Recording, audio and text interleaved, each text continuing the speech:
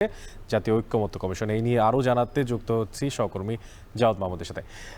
Javad, রাজনৈতিক দলগুলোর মধ্যে কোন কোন বিষয় নিয়ে এখনো ঐক্যমত্য হয়নি, সেই বিষয়গুলো সম্পর্কে জানতে পেরেছেন কিনা বিস্তারিত জানান।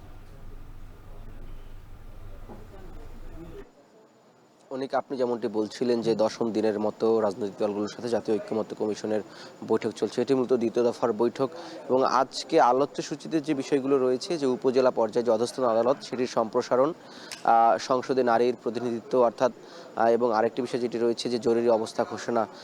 যদিও এর আগে যদি ৩ তারিখের কথা বলি, ৩রা জুলাই, সেখানে কিন্তু আদালতের যে বিকেন্দ্রীকরণ অর্থাৎ উচ্চ আদালতের নিম্ন আদালতের সেই উচ্চ আদালতের যে বিকেন্দ্রীকরণ সেটির একটি আলোচনা সমাপ্ত হয়েছিল বা ঐক্যমত্যে পৌঁছানো গিয়েছিল, কিন্তু নিম্ন আদালতের যেই বিষয়টা এসেছে সেখানে হচ্ছে উপজেলা পর্যায়ে যে আদালত যে সম্প্রসারণ করে অর্থাৎ ভৌগোলিক অবস্থা এবং সেখানের জনগোষ্ঠীর সামগ্রিক বিবেচনা যাতে মানুষ সহজেই বিচারের দ্বারস্থ হতে পারে, বিচার ব্যবস্থার সুফল নিতে পারে, সেজন্য আর কি এই অধস্তন আদালতের যে সম্প্রসারণ সেই বিষয়টি আলোচনা হওয়ার কথা রয়েছে।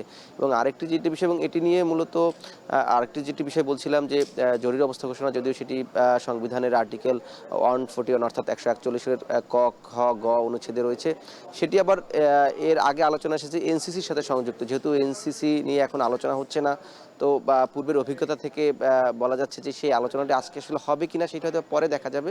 এবং সংসদে নারীর প্রতিনিধিত্ব নিয়ে আলোচনা করার কথা রয়েছে, যদিও যে সংসদের নিম্নকক্ষে 100 আসন নিয়ে সবাই আসলে ঐক্যমত্যে পৌঁছেছে, কিন্তু সেই 100 আসন কীভাবে সেটিকে সম্পূরণ করা হবে অথবা সেই 100 আসন কীভাবে গঠন করা হবে এবং সেটি নিয়েই মূলত আলোচনা হওয়ার কথা রয়েছে। যদিও রাজনৈতিক দলের একাধিক রাজনৈতিক দল আমরা দেখেছি, বিএনপির প্রতিনিধি এসেছেন, এবি পার্টির প্রতিনিধি এসেছেন, এছাড়া আরও কয়েকটি দলের প্রতিনিধি এখানে এসেছেন এবং ঐক্যমত্য কমিশনের সদস্যরাও তারা আসতে শুরু করেছেন। আনুষ্ঠানিকভাবে হয়তো আমরা ধারণা করছি যে 11টা থেকে শুরু করতে পারবো ঐক্যমত্য কমিশনের বৈঠক।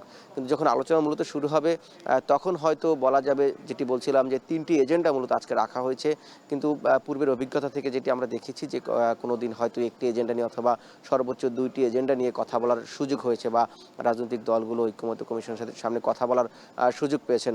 তো আনুষ্ঠানিকভাবে যখন বৈঠক শুরু হবেন এবং সূচনা বক্তব্য দেবেন ঐক্যমত্য কমিশনের সভাপতি অধ্যাপক আলী রিয়াজ, তখন হয়তো আমরা জানতে পারবো এবং পরবর্তীতে আমরা এই নিয়ে আরও বিস্তারিত জানাতে পারবো।